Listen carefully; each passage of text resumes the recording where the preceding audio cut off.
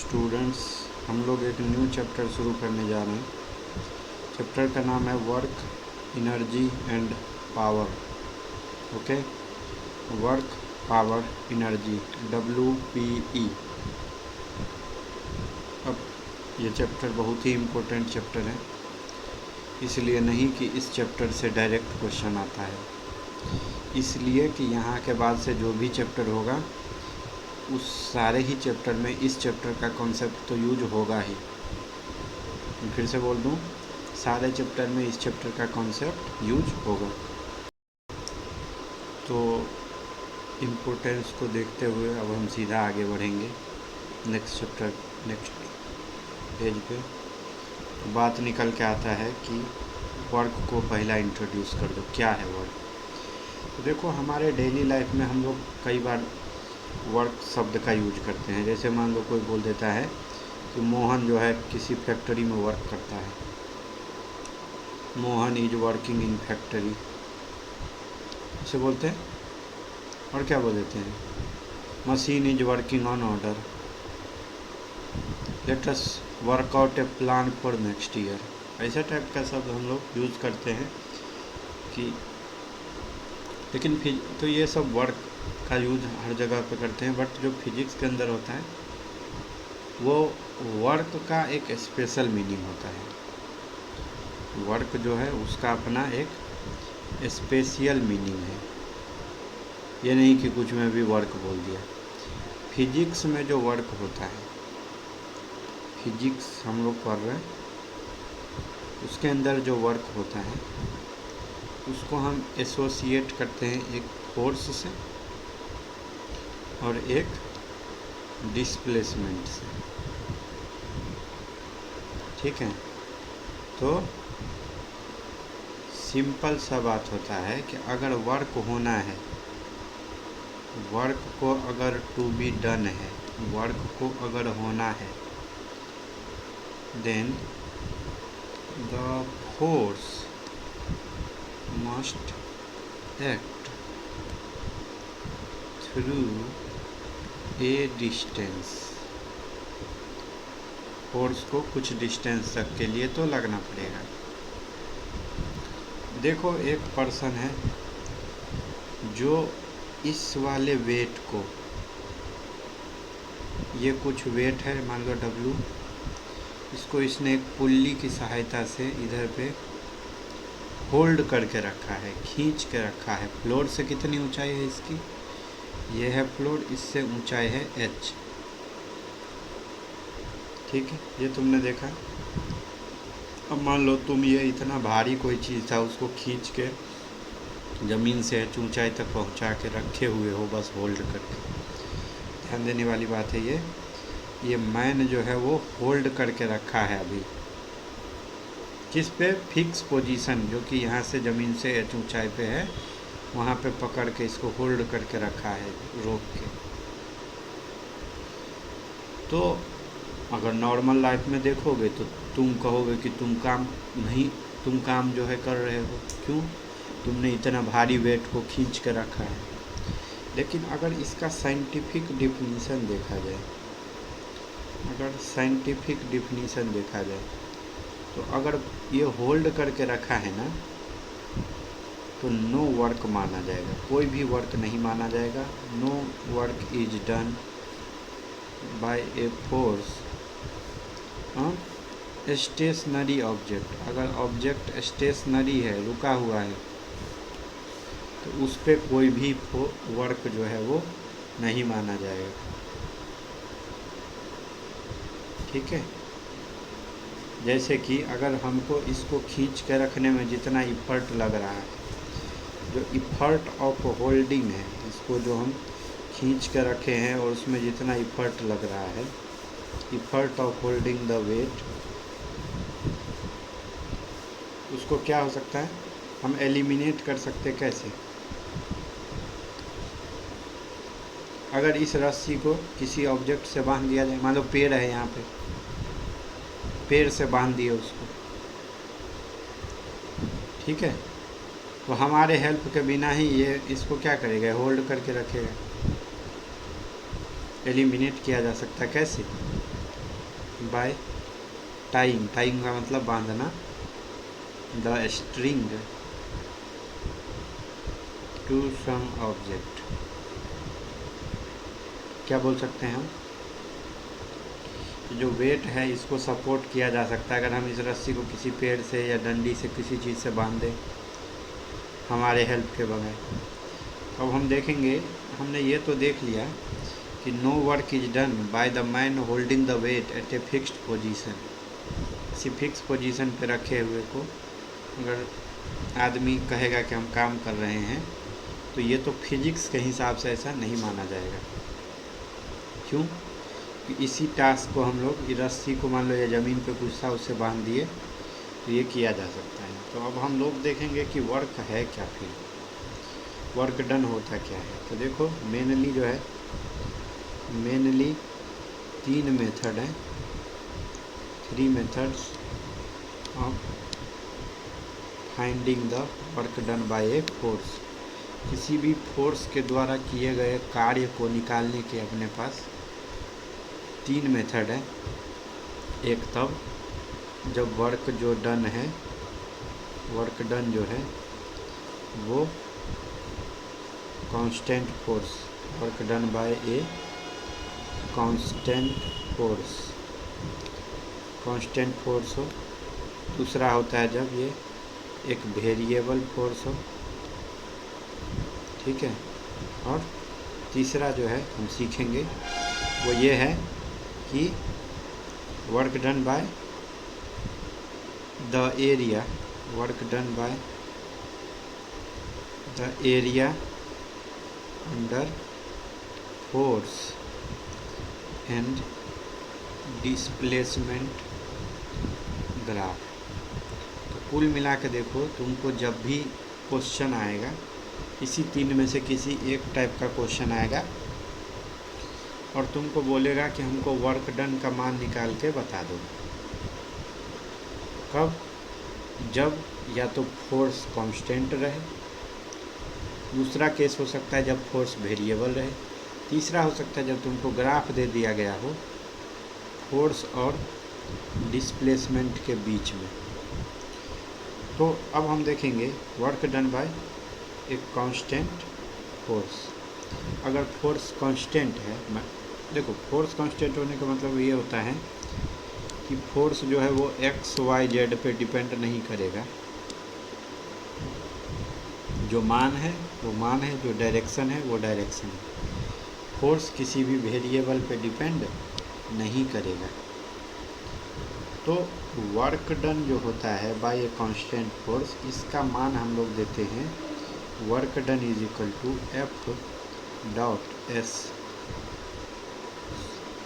यहाँ पे एफ क्या है, फोर्स है, एस क्या है, डिस्प्लेसमेंट है, डिस्प्लेसमेंट। तो डॉट प्रोडक्ट निकालने तुमको आता है। अगर फोर्स का वेक्टर दे दिया हो और डिस्प्लेसमेंट का वेक्टर दे दिया हो तो सिंपली तुम इन दोनों का डॉट प्रोडक्ट निकाल देना। तो अगर मैग्नीट्यूड की बात करोगे ये हो जाएगा एफ गुने एस गुने कॉस थीटा, फोर्स का मैग्नीट्यूड गुने डिस्प्लेसमेंट का मैग्नीट्यूड गुने थीटा बिटवीन देम। और थीटा क्या है, थीटा जो है क्या है, थीटा जो है वो होगा angle between force vector and displacement vector, force और डिस्प्लेसमेंट के बीच का एंगल। तो इसी को तुम ये बोल सकते हो, इसको तुम बोल सकते हो कि मैग्नीट्यूड ऑफ फोर्स गुने component of displacement, S cos theta को बोल सकते हो component of displacement in the direction of force. देखो ये हम बार बार यूज़ करेंगे इसका ऑन द फोर्स। इसी का दूसरा नाम तुम बोल सकते हो, इसका मैग्नीट्यूड ले लो डिस्प्लेसमेंट का, मैग्नीट्यूड ऑफ डिस्प्लेसमेंट गुने component of force in direction of displacement. Component of force, किसी भी वेक्टर का हम कंपोनेंट तो निकाल ही सकते हैं। In the direction of displacement, theta समझ गए, angle between force vector and ये। तो क्या बोल सकते हो तुम, जो वर्क डन है, वर्क डन, उसको क्या बोल सकते हो, is the dot product. Dot product और क्रॉस प्रोडक्ट हमने सीखा था बेसिक मैथ में। Dot product of F and S, दो वेक्टर का जो डॉट प्रोडक्ट होता है वो क्या होता है, स्केलर होता है। इसी का दूसरा नाम स्केलर प्रोडक्ट देते हैं। अब देखो क्या हो सकता है, कुछ स्पेशल केस का बात कर लेंगे। स्पेशल केस क्या हो सकता है, थीटा अगर इसमें 0 डिग्री रख दिया जाए तो वर्क डन क्या हो जाएगा, एफ गुने एस गुने कॉस 0, और कॉस 0 का मान होता है 1, तो ये हो जाएगा एफ गुने एस। दूसरा है जब थीटा 90 डिग्री हो जाए, यानी जो फोर्स है इधर की तरफ लग रहा है, डिस्प्लेसमेंट इधर हो रहा है 90 डिग्री पे, तो वर्क डन बराबर क्या हो जाएगा, एफ गुने एस गुने कॉस 90 डिग्री, ये तो हो गया 0। अगर फोर्स और डिस्प्लेसमेंट परपेंडिकुलर डायरेक्शन में हो तो वर्क डन 0 हो जाएगा।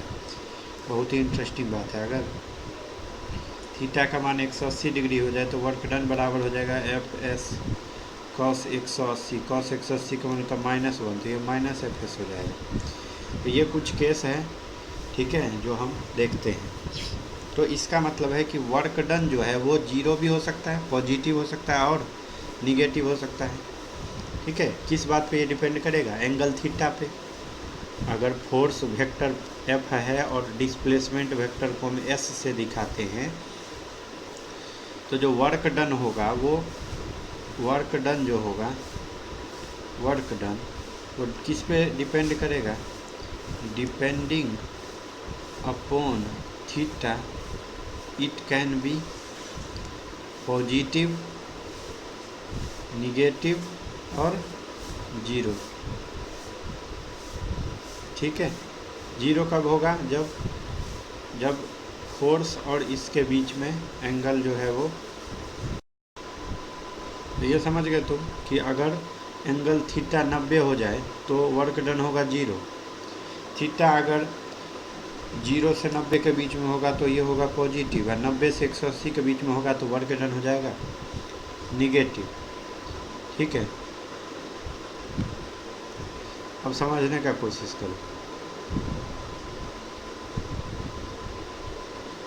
हमने क्या बोला, जो पी पॉइंट बोला वो क्या बोला कि जो वर्क डन है, वर्क डन में बी पॉजिटिव, निगेटिव या इवन 0। किस पे डिपेंड करेगा, depend on theta between force vector and displacement vector.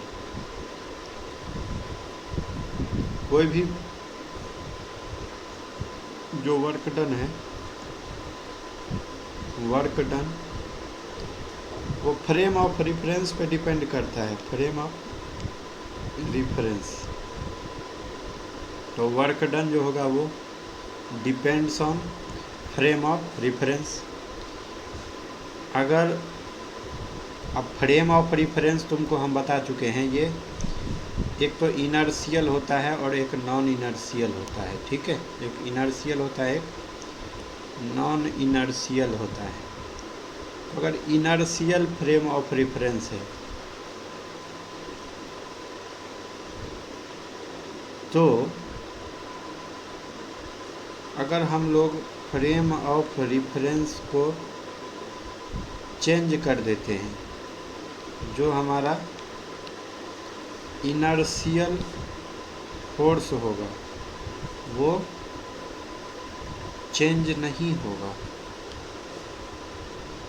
But जो डिस्प्लेसमेंट है वो चेंज हो जाएगा, डिस्प्लेसमेंट में चेंज। अब देखो फ्रेम ऑफ रेफरेंस के चेंज करने से डिस्प्लेसमेंट चेंज हो जाता है। इसका क्या मतलब हुआ कि अगर हम वर्क डन की बात करेंगे तो वो तो फोर्स और डिस्प्लेसमेंट दोनों पर डिपेंड करता है। जो वर्क डन होगा बाय फोर्स वो अलग अलग फ्रेम ऑफ रेफरेंस में क्या आएगा, by force will be different. Work done by force जो होगा वो डिफरेंट होगा इन डिफरेंट फ्रेम। अलग अलग फ्रेम में वर्क डन अलग अलग आएगा।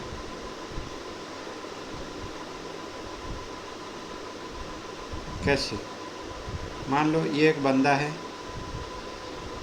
ये इसके पास एक सूटकेस है, ये ट्रेन में बैठा हुआ बंदा है, ट्रेन चल रहा है। अब देखो अगर ट्रेन चल रहा है यहाँ पे दो फ्रेम अगर तुमको बोला जाए तो एक तो होगा ग्राउंड फ्रेम, तो ग्राउंड फ्रेम रेस्ट पे होगा, और एक ट्रेन के अंदर से देखने का चीज़ तो, और एक जो है वो यात्री मान लो अंदर से, मान लो एक कोई तो ज़मीन पे खड़ा है बंदा वो इस बात को देखे, और एक तो ट्रेन के अंदर है वही इस बात को देखे। तो दो फ्रेम ऑफ रेफरेंस हो गया। फ्रेम ऑफ रेफरेंस हो गया एक तो ट्रेन के अंदर से, ट्रेन के इनसाइड से, और दूसरा हो गया फ्रेम ऑफ रेफरेंस ग्राउंड से। तो अगर ये बंदा यहाँ से इसको एस दूरी शिफ्ट कर देता, धक्का मार के सूटकेस को यहाँ पहुँचा दिया, कितना दूर, एस दूर, और उतने देर में जो ट्रेन था वो पहुँच गया था मान लो कुछ एक्स दूरी।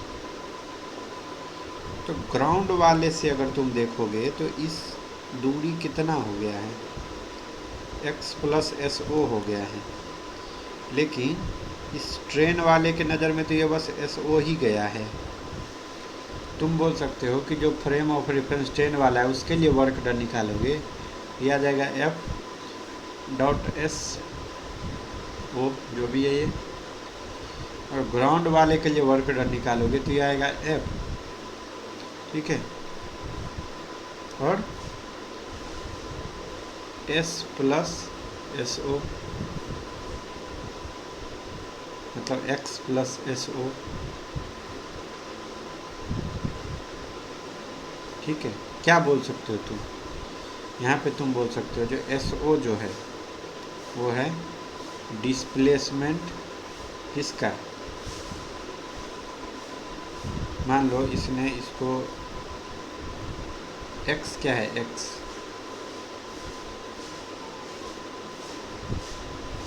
यहाँ पे x जो होगा वो क्या होगा, displacement of train relative to ground. Train का डिस्प्लेसमेंट कितना है यहाँ पे ग्राउंड के रिस्पेक्ट में, x, बॉक्स को कितना शिफ्ट कराया, एस हो। तो एक और पॉइंट है इसमें, देखो अगर कोई भी बॉडी है, ठीक है, पहले वो पॉइंट ए पे था, ए का कोऑर्डिनेट मान लो क्या था, x1 y1 z1, यहाँ से इसका डिस्प्लेसमेंट हो गई, ये जो फाइनल पोजीशन है वो है b जो कि है x2 y2 और z2, ए से बी पे गया, ठीक है। तो इसका अगर तुमको बोलेंगे कि डिस्प्लेसमेंट वेक्टर लिखो, एस वेक्टर, तो क्या लिखोगे, x2 माइनस x1 ये माइनस ये आई के, जो y2 माइनस y1 जे क्या, जो z2 माइनस z1 के कैप। यानी डिस्प्लेसमेंट वेक्टर लिखने के लिए हमने final position minus initial position किया है, समझ गए। तो अब मान लो एक क्वेश्चन देखो, एक बॉडी है उसको डिस्प्लेस किया पॉइंट ए, जिसका कोऑर्डिनेट था 2 4 -6, 2 पॉइंट बी ये था, under a constant force constant दिया हुआ है इतना find the work done. Work done का मान तुमको निकालने को बोला है। वर्क डन क्या होता है? एफ डॉट एस, एस क्या होता है? R B minus R A. R B कितना है? 6 आई कैप, अब माइनस 2 आई कैप, इसको लिख सकते हैं 2 आई कैप जोड़ 4 जे कैप माइनस 6 के कैप। ये लिख सकते हैं आर ए को, ये आर बी दिया हुआ है, तो 6 यहाँ का और 2 यहाँ का आई कैप माइनस 4 यहाँ का माइनस 4 वहाँ पे भी है ए पे, फिर प्लस का साइन लगाएंगे, यहाँ पे है 2 माइनस माइनस 6 के कैप, कितना आ गया ये 4 आई कैप माइनस 8 जे कैप जोड़ 8 के कैप। ये आ गया एस वेक्टर। एफ का वेक्टर हमको दिया हुआ 2 I cap 3 J cap minus के कैप, यहाँ पे दिया हुआ। एफ डॉट एस करोगे तो 2 से 4 का गुना हो जाएगा, माइनस 8 से 3 का और 8 का माइनस 1 से। ये हो जाएगा एफ डॉट एस जब निकालोगे हो जाएगा 4 दूनी 8 माइनस 8 माइनस 3 24 और माइनस 8, ये तो कट गया, ये बचा माइनस 24 जूल का वर्क डन। अब बताओ ये माइनस का क्या मतलब है? वर्क डन माइनस का क्या मतलब है? कि जो एंगल है between force and displacement vector वो कैसा है? वो ऑब्टूस है। ये जो थीटा है उसका मान 90 से बड़ा है। दूसरा सवाल देखो, एक ब्लॉक दिया है जिसका मास है 2 kg, उसको पुल किया जा रहा है, कांस्टेंट फोर्स दिया हुआ है 40 न्यूटन ऊपर की तरफ, through a height h is equal to 2 metre. इसको हाइट यहाँ से फोर्स ने उठा के कहाँ तक ले गया? 2 मीटर पे ले गया। तो वर्क डन बता दो ब्लॉक पे इसके द्वारा, ये जो फोर्स है इसके द्वारा, और दूसरा वर्क डन बताओ mg के द्वारा। सबसे पहले जो इसका वेट बता दो, होगा m इंटू जी, मास है 2, जी का मान दिया है 10, हो जाएगा 20 न्यूटन। वर्क डन बाय, अगर तुम बात करोगे work done by applied force, जो फोर्स लग रहा है, तो क्या होगा? एफ एच और कॉस थीटा। और कॉस थीटा क्या है? एफ भी उधर ही लग रहा है और डिस्प्लेसमेंट भी ऊपर की तरफ ही हो रहा है, तो थीटा कितना हो जाएगा? 0 डिग्री। क्या आ जाएगा? एफ इंटू एच के बराबर। कितना आंसर आ जाएगा? एफ कितना है? एफ है 40 न्यूटन। हाइट कितना गया था? 2 मीटर, तो गया 80 जूल। अगर तुम वर्क डन बाय वेट करोगे, वर्क डन बाय वेट, यहाँ पे वेट लग रहा है नीचे की तरफ और डिस्प्लेसमेंट 2 मीटर का हो गया ऊपर की तरफ। यहाँ फोर्स और डिस्प्लेसमेंट सेम डायरेक्शन में था तो थीटा 0 हुआ। ये अलग अलग डायरेक्शन में, तो थीटा क्या हो जाएगा? 180 डिग्री स्ट्रेट लाइन में है।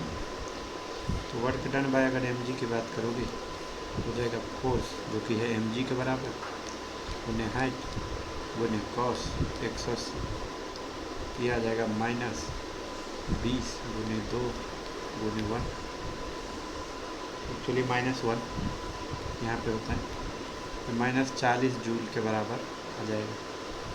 समझे?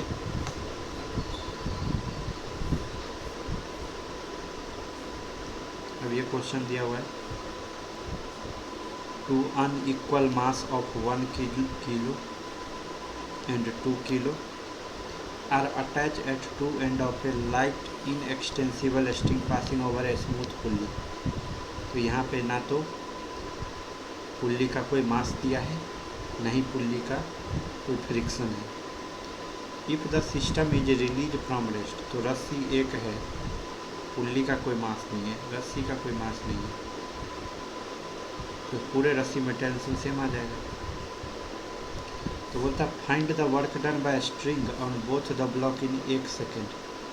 1 सेकेंड में कितना वर्क डन करेगा। अगर तुम इधर की तरफ देखोगे तो mg इसका नीचे लग रहा है यानी 20 न्यूटन, इसका देखोगे तो 10 न्यूटन नीचे लग रहा है।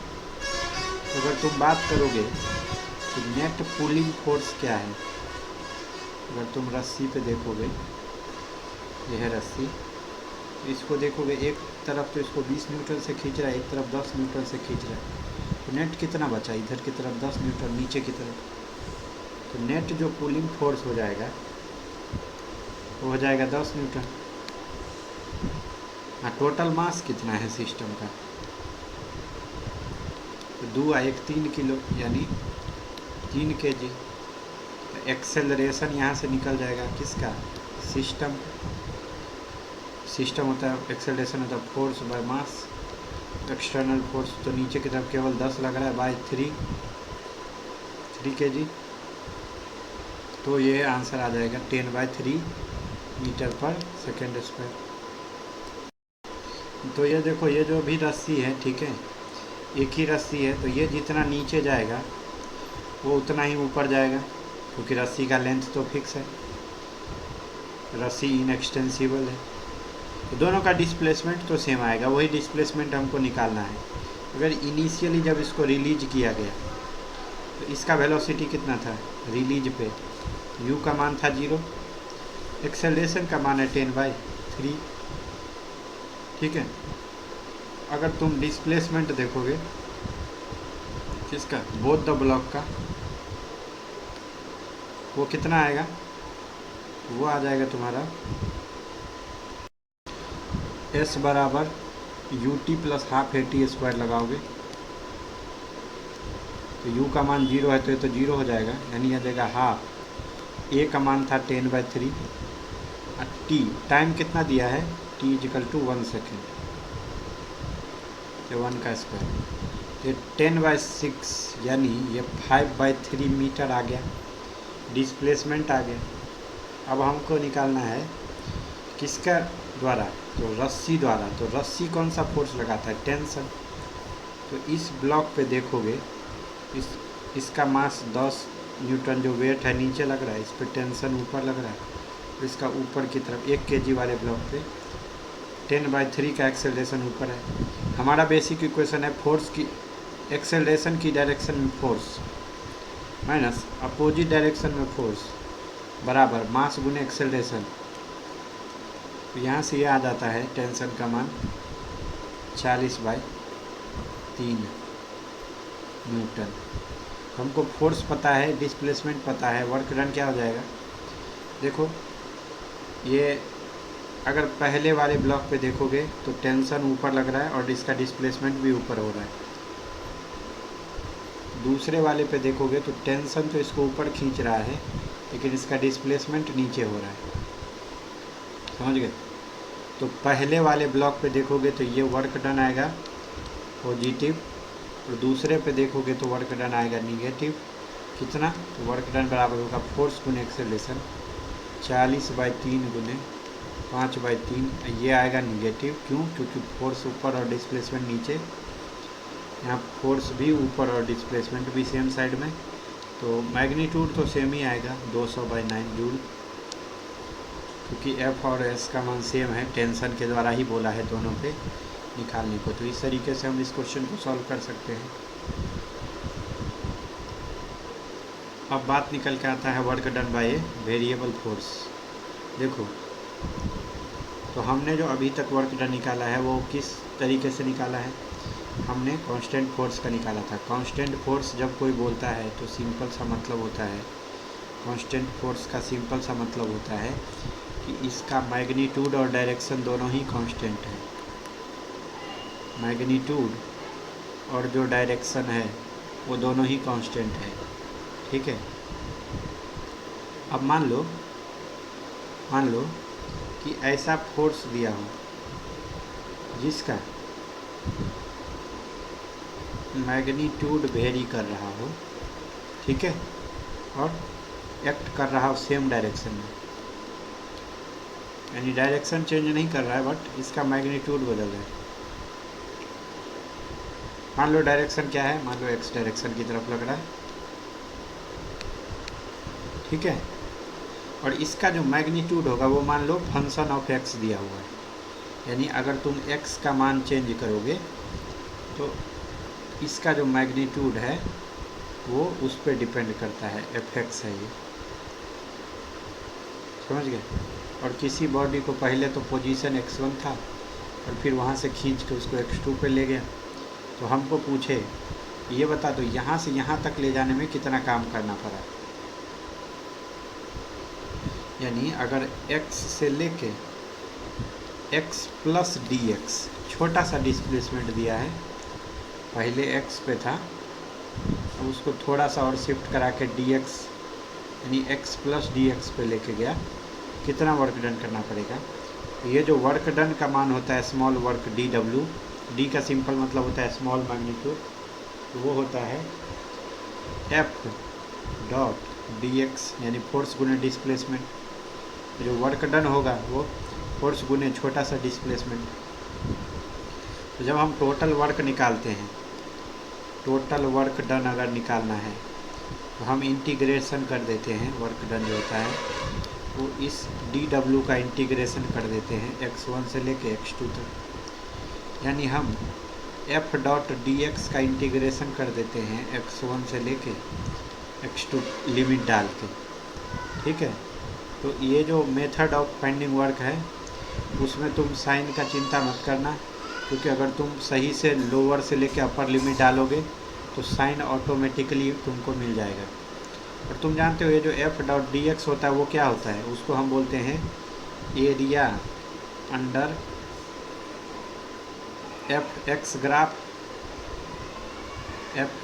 Graph between x1 to x2। ये तो मीनिंग ही होता है इंटीग्रेशन का। अगर तुमको फोर्स और डिस्प्लेसमेंट के बीच का ग्राफ दे दिया है तो ये जो एरिया है ये तो एरिया होता है x1 से शुरू करके x2 वाला एरिया, इसका मान होता है इंटीग्रेशन f dx, समझ गए। तो तुम वर्क डन को दूसरा नाम ये भी दे सकते हो कि ये होता है area under F x curve with x axis, ठीक है। अब इसी का एक एग्जाम्पल होता है स्प्रिंग फोर्स। क्या होता है? Spring force. अब देखो जो स्प्रिंग हमारे हुक के नियम, अब हुक का नियम क्या होता है ये हम इलास्टिसिटी में पढ़ते हैं कि स्ट्रेस प्रोपोर्शनल हो स्ट्रेन के with in elastic limit. Elastic limit का मतलब ये होता है कि स्प्रिंग को अगर खींच के छोड़ दिया ये वापस से अपने शेप में आ जाए, ठीक है। तो मान लो कि एक जो इंड है स्प्रिंग का उसको तुमने एक दीवार से फिक्स कर रखा है और दूसरे इंड पे एक ब्लॉक लगा रखा है, ठीक है। यानी वन इंड जो है स्प्रिंग का उसको तुमने फिक्स कर रखा है वर्टिकल वॉल से और अदर एंड पे एक ब्लॉक है जो कि ये हॉरिजॉन्टल टेबल है जिस पे मूव कर सकता है, हॉरिजॉन्टल टेबल पे मूव कर सकता है ये तुम्हारा ब्लॉक। तो पहले मान लो x बराबर 0 पे था, ठीक है। तो x बराबर 0 पे स्प्रिंग के अंदर कोई खिंचाव नहीं था तो उसको हम बोल देंगे नेचुरल लेंथ। नेचुरल लेंथ का मतलब होता है no extension no compression, no extension no compression in spring. Spring के अंदर ना तो एक्सटेंशन है ना कंप्रेशन है, उसको हम बोल देते हैं नेचुरल लेंथ, ठीक है। अब मान लो क्या किया तुमने, इस ब्लॉक को, ये जो तुम्हारा ब्लॉक था उसको तुमने थोड़ा सा खींच के आगे लेके चले गए, थोड़ा सा खींच के क्या किए तुम आगे लेके चले गए। तो पहले जहाँ पे था वहाँ से मान लो x दूरी लेके चले गए। तो x क्या है? x यहाँ पे है अमाउंट ऑफ डिस्प्लेसमेंट। हो सकता है तुम x इसको कंप्रेस भी कर दो, इधर ही लेके आ जाओ, ये भी हो सकता है एक देखो जब स्प्रिंग को खींचा जाता है तो उसको बोलते हैं इलॉन्गेशन। ये क्या खींच दिए तुम, लंबा कर दिए, तो ये हो गया इलॉन्गेशन। और यहाँ पे क्या हो गया, नेचुरल लेंथ से तुम इधर धकेल दिए तो कंप्रेशन, यानी इसको छोटा कर दिए लेंथ को। तो इसको खींचो, इधर खींचोगे तो स्प्रिंग वापस आना चाहेगा, यानी तुम डिस्प्लेसमेंट उधर दे रहे हो, स्प्रिंग इसको चाहेगा फोर्स इधर की तरफ लगाएगा कि वापस मीन पोजीशन पे आ जाए। इसको हम बोलते हैं मीन पोजीशन, नेचुरल लेंथ वाले को बोलते हैं मीन पोजीशन। या तुम इसको स्प्रिंग को धक्का मार के अंदर धकेलना चाहोगे तो स्प्रिंग तुमको बाहर की तरफ धक्का मारेगा, यानी अगर डिस्प्लेसमेंट उधर दोगे तो स्प्रिंग अपोजिट साइड में फोर्स लगाता है हमेशा। याद रखना कि जो डायरेक्शन ऑफ फोर्स होता है, पहले एक्स क्या था, अमाउंट ऑफ डिस्प्लेसमेंट, ये दोनों हो सकता है, या तो इलॉन्गेशन कह दो या कंप्रेशन, ये दोनों में से कोई एक रहेगा। Amount of displacement from mean position या नेचुरल लेंथ। तो अब बात निकल के आता है, ये जो डायरेक्शन ऑफ स्प्रिंग फोर्स होता है, ये याद रखो, स्टार मार्क लगा के लिखो। डायरेक्शन ऑफ जो स्प्रिंग फोर्स होता है, स्प्रिंग फोर्स, वो always towards it's mean position. Mean position को हमने बोला था ना, x = 0। स्प्रिंग फोर्स हमेशा ही अपने मीन पोजीशन की तरफ फोर्स लगाता है। सिंपल सा बात है, जो फोर्स होता है ना, वो प्रोपोर्शनल होता है इस दूरी के। ये कहाँ से आता है, ये आता है हुक के नियम से, हुक के नियम से। और तुमको पता है फोर्स और डिस्प्लेसमेंट अपोजिट है, तो फोर्स बराबर होगा माइनस प्रोपोर्शनलिटी से हटाए तो एक कांस्टेंट गुने एक्स, और वही कांस्टेंट को जो जोड़ते हैं उसका नाम दे देते हैं क्या चीज़, स्प्रिंग कांस्टेंट। स्प्रिंग कांस्टेंट, समझ गए।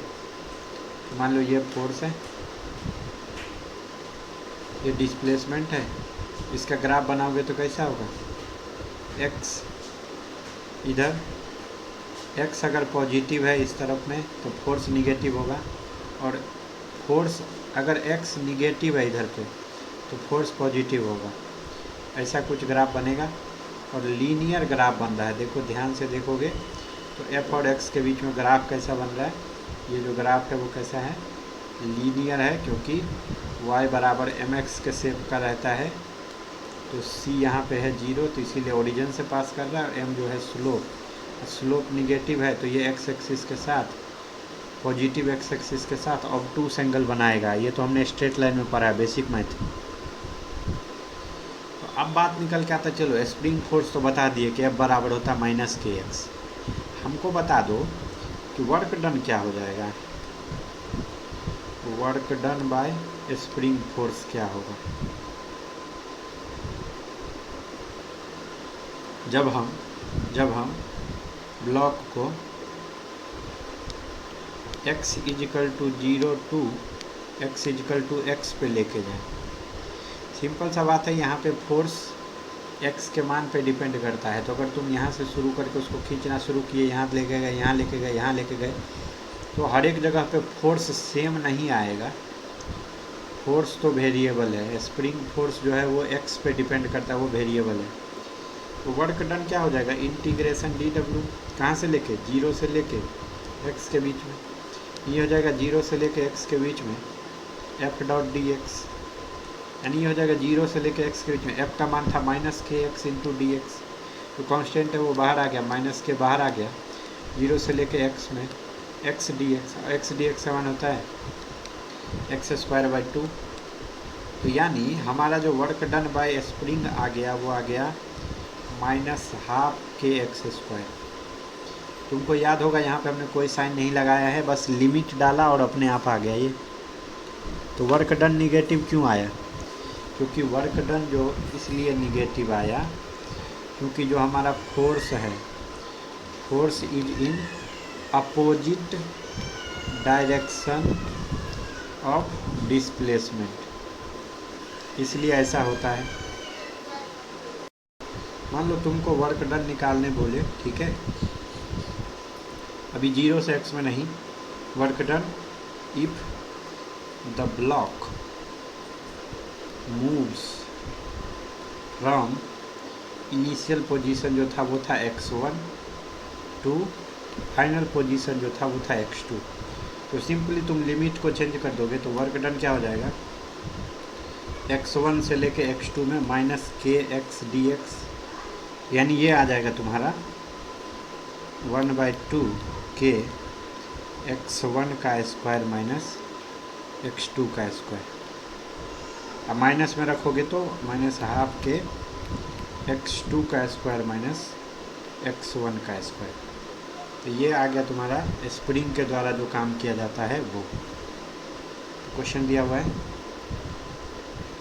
ए स्प्रिंग फोर्स, ए फोर्स जिसका मान दिया है, जो वेरिएबल है 2 + x है, ये जो 2 + x है वो एक्ट करता है पार्टिकल x डायरेक्शन में। तुमको वर्क डन बोलता है फोर्स द्वारा बता दो जब डिस्प्लेसमेंट का मान 1 से लेकर 2 में जाता है।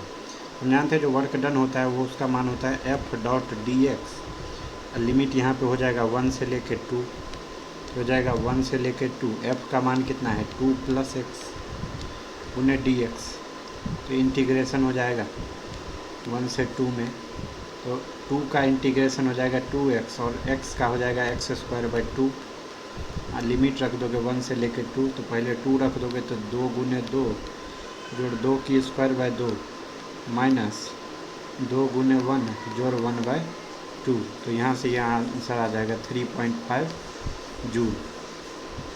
वर्क का यूनिट होता है जूल। क्वेश्चन क्या दिया हुआ है, फोर्स दिया हुआ -k/x²। सिंपल बात है, देखो फोर्स जो है वो x पे डिपेंड करता है, तो वेरिएबल है। x का मान 0 रखोगे तो फोर्स इन्फाइनाइट आ जाएगा, 1 रखोगे तो f का मान आ जाएगा -k, 2 रखोगे तो -k। इसका मतलब x पे डिपेंड करता है, यानी वेरिएबल है। Find the work done by this force in displacing the particle from x = +a से लेकर +2a। सिंपल सा लॉजिक है, वर्क डन बराबर हमारा होता है F.dx, F का मान है -k/x² × dx, और लिमिट का मान रख देंगे a से लेकर 2a, तो ये आ जाएगा माइनस k तो बाहर आ जाएगा, इंटीग्रेशन x⁻² -2 × dx, माइनस के x⁻² -2 का इंटीग्रेशन हो जाएगा 1/x -1/x, इसमें लिमिट लगा दोगे a से लेकर 2a, तो ये आ जाएगा वर्क डन का मान k/x a से 2a, तो k/2a माइनस k/a, ये आ जाएगा -k/2a, यानी जो वर्क डन आ रहा है वो निगेटिव आ रहा है। और ऐसा क्यों हो रहा है, क्योंकि देखो अगर x + 1 रखते हो तो फोर्स बराबर आता है -k/1², यानी क्या चीज़, यानी क्या आ रहा है, निगेटिव आ रहा है, ठीक है। तो जब डिस्प्लेसमेंट हो रहा है प्लस के डायरेक्शन में, तब भी फोर्स कैसे आ रहा है, निगेटिव आ रहा है। तो इसका मतलब है वर्क डन और फोर्स का डायरेक्शन अपोजिट है, डिस्प्लेसमेंट इधर है तो फोर्स इधर है। तो जब थीटा का मान 180 हो जाता है तो वर्क डन वैसे भी तो निगेटिव ही आता है, इसलिए हमारा वर्क डन का मान आया है यहाँ पे निगेटिव। अब बात निकल के आता है work done by area under fx graph, यानी f और x के बीच का एरिया दिया हो तो वर्क डन निकालना। तो सिंपल सा बात है, ये जब तब आता है जब हम लोग फोर्स एंड डिस्प्लेसमेंट नॉर्मली अगर तुमको देखने को मिले कि ये पैरेलल है या एंटी पैरेलल है, यानी 0 डिग्री है या 180 डिग्री है और 1 डायमेंशनल है, एक ही डायमेंशन में आ रहा है, 1 डायमेंशनल है, तो ये वाला हम लोग निकालते हैं। तो वर्क डन तो होता है इंटीग्रेशन F/dx, जिसको हम बोलते हैं एरिया अंडर f और x कर्व या ग्राफ। अगर तुमको एरिया दिया रहेगा तो तुम आसानी से निकाल लोगे, ठीक है। और जो एरिया आएगा, एरिया जो आएगा ग्राफ का, वो क्या देगा, ओनली मैग्नीट्यूड देगा वर्क डन का, magnitude of work done. Sign जो हमको चाहिए वो इस बात से लगेगा कि अगर फोर्स एंड डिस्प्लेसमेंट का साइन सेम है तो वर्क डन क्या आएगा, पॉजिटिव। और फोर्स एंड डिस्प्लेसमेंट का जो साइन है वो अपोजिट है, यानी 1 + 1 - है, तो हमको वर्क डन मिलेगा निगेटिव। क्या है ये चीज़ देखेंगे अपने एग्जाम्पल से। एक फोर्स है जो कि एक्ट कर रहा है पार्टिकल पे, पोजीशन x के साथ कैसा वेरी करता है उसका ग्राफ दे दिया गया है। वर्क डन निकालने को बोलता है जब हम पार्टिकल को x = -2 से लेके x = 0 के बीच में लेके जाते हैं। तो -2 से लेके यहाँ पे 0 है x का मान, उसके बीच में तो ये वाला ग्राफ हमको चाहिए, ठीक है। ग्राफ चाहिए तो ये ट्रायंगल शेप का है। जो पहला पार्ट है अपने पास x = -2 से x = 0 में, तो देखो ये -2 से शुरू करके 0 की तरफ जा रहा है, यानी किस तरफ जा रहा है, ये पॉजिटिव x डायरेक्शन में जा रहा है, ठीक है। तो यानी डिस्प्लेसमेंट जो है वो कैसा है, डिस्प्लेसमेंट कैसा है, पॉजिटिव x डायरेक्शन में है, ठीक है। और फोर्स कैसा एक्ट कर रहा है, तो फोर्स देखो, फोर्स का मान क्या है, -10 है इस समय पे। फोर्स का मान क्या है, -10 है।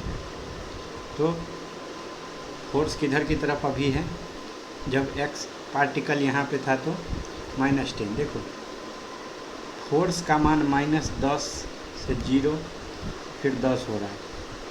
पार्टिकल कैसा जा रहा है, -2 फिर 0 फिर 2 पे, तो ये x डायरेक्शन पे है, ये भी ऐसे ही।